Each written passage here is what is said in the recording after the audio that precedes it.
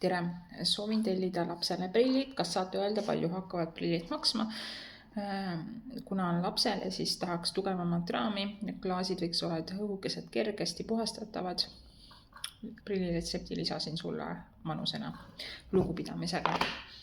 Ma saan kohe selle manusest öelda, et prilliklaasid ongi 58 €, ühevaatelised klaasid, saad ühenduse, saad kergesti puhastavad selle raha eest, aga prilliraami kohta on keeruline vastata, sest lapse suurused on erinevad, need päris väikeste laste prillid on mul siin 49 € on raamid, aga